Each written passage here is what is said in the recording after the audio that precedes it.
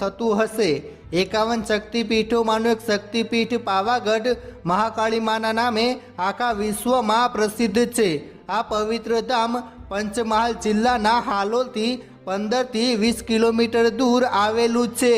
મિત્રો, કહેવાય છે કે હજારો વર્ષ પહેલાં આ સ્થળે મહાધરતીકંપ આવ્યો હતો અને ફાટેલા જ્વાળામુખીમાંથી ડુંગરનું નિર્માણ થયું હતું। એવું પણ માનવામાં આવે છે કે આ પર્વત જેટલો બહાર દેખાય છે તેટલો જ જમીનની અંદર પણ છે। માત્ર પા ભાગ જેટલો બહાર હોવાથી તેનું નામ પાવાગઢ પડ્યું। મિત્રો, પુરાણો અનુસાર ઘણા વર્ષો પહેલાં જગ્યા પર મહર્ષિ વિશ્વામિત્ર વાસ કરતા હતા અને તેણે શિખરના ટોચ પર માં કાલિકા માતાની સ્થાપના કરી હતી। આ મંદિર દરિયાની સપાટીથી લગભગ 2730 ફૂટ ઊંચાઈ પર આવેલું છે।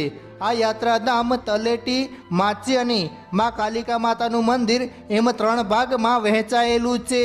આ પાવન ભૂમિ પર કુદરતી સૌંદર્યનો પ્રવાસીઓ મન ભરીને આનંદ માણે છે। નવરાત્રિના દિવસોમાં પાવાગઢનો મહિમા ખૂબ જ વધી જાય છે। આ સ્થળ પર દક્ષિણ દિશા તરફ બેસેલા મહાકાલી માની મૂર્તિ સ્થાપિત છે, તેથી તેનું મહત્વ તાંત્રિક પૂજામાં વધી જાય છે। જો આ મંદિરના ઇતિહાસની વાત કરીએ તો એવું માનવામાં આવે છે કે ઘણા વર્ષો પહેલાં અહીં પતઈકુળના રાજાઓ રાજ્ય કરતા હતા। તેઓ વંશ પરંપરાગત રીતે માતાના ભક્ત હતા, તો તેમણે માતામાં શ્રદ્ધા પણ અપરંપાર હતી। તેઓ કાળકા માતાને કુળદેવી તરીકે પૂજતા। એવું કહેવાય છે કે દર નવરાત્રિના તહેવાર દરમિયાન મહાકાળીમાં ત્યાં ગરબે રમવા માટે આવતા હતા। એક વખત નવરાત્રિના સમયે પતઈકુળનો છેલ્લો રાજવી રાજા જયસિંહ શરાબના નશામાં ચૂર હતો।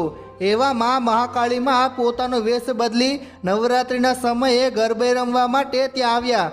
રાજા જયસિંહ નશામાં ચૂર હોવાને કારણે ભાન ભૂલી ગયો અને માતાજીના બદલેલા રૂપ તરફ આકર્ષાયો। માતાજી સાથે દુર્વ્યવહાર કરવા બદલ મહાકાળી માએ તેને શ્રાપ આપ્યો। શ્રાપના પરિણામે તેના રાજ્ય પર મહંમદ બેગડાએ ચડાઈ કરી અને પતઈ વંશના છેલ્લા રાજા જયસિંહનું તે યુદ્ધમાં મૃત્યુ થયું। મિત્રો, એવું પણ માનવામાં આવે છે કે આ મંદિર ભગવાન શ્રી રામના સમયનું છે।